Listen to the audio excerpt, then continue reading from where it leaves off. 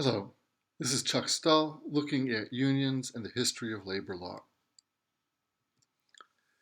In the late 1800s and the early 1900s, there was a growth of big business and trust that we spoke about earlier, and the labor movement began as a response to these.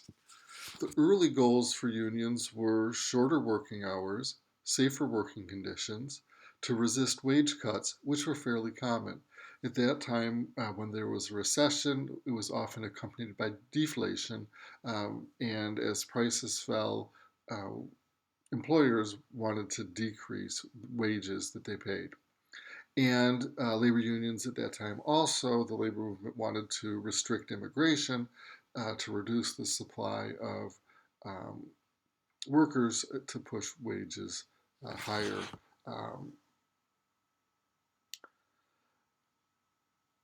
so unions began in direct response to the increase in size of businesses in the United States. And the unions, of course, were workers acting together in order to prevent wage uh, drops. And that raised an important antitrust question.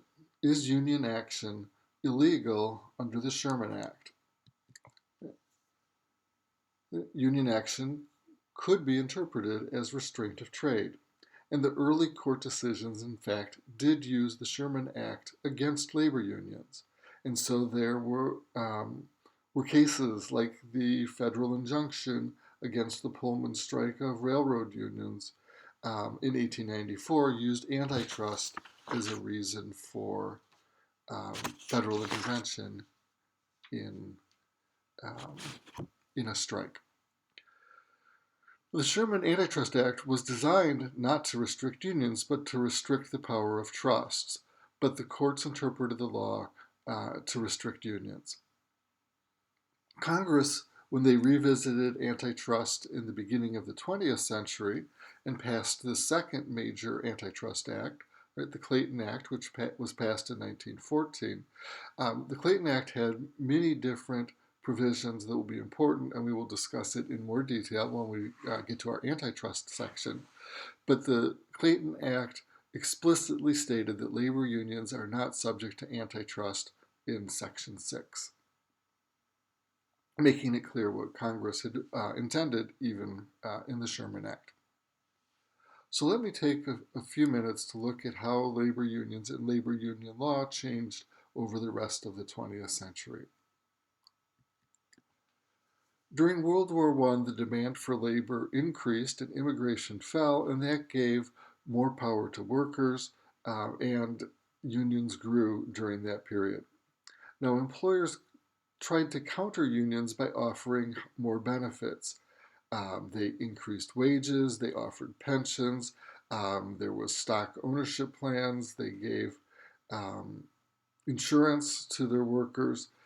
Some people talked about this as the beginning of the era of welfare capitalism.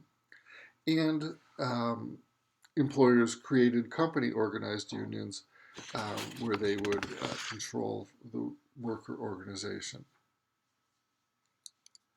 Our next big economic period was the Great Depression. So this is running from the late 20s and through the 30s until the World War II begins. So the Great Depression, a period of very high unemployment, and there was a lot of political attention to workers and um, worker policy.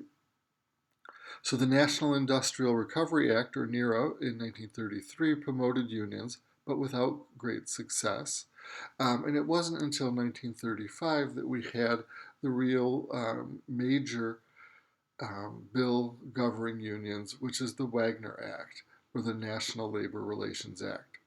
The National Labor Relations Act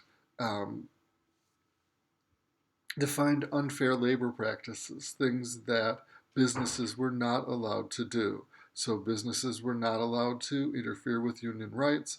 They had to bargain. They could not refuse to bargain. Those company-run unions were prohibited, and companies couldn't discriminate against union workers.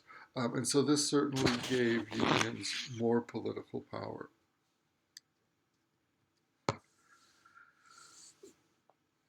During World War II, for similar reasons as in the First World War, there was a growth of Union political and economic power.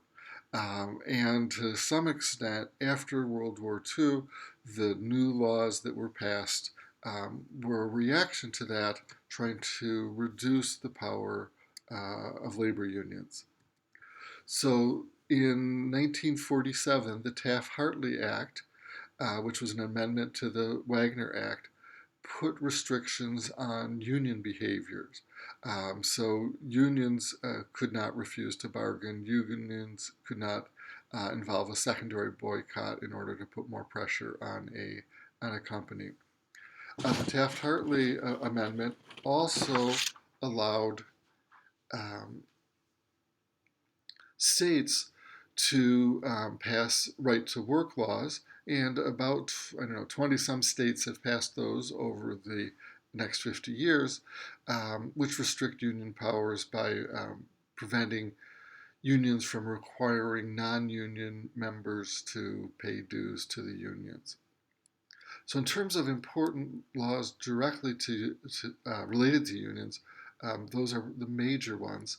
The later labor laws have been um, more general and not looking just at unions, but looking at all workers, and often following some of the same goals that unions would like to have.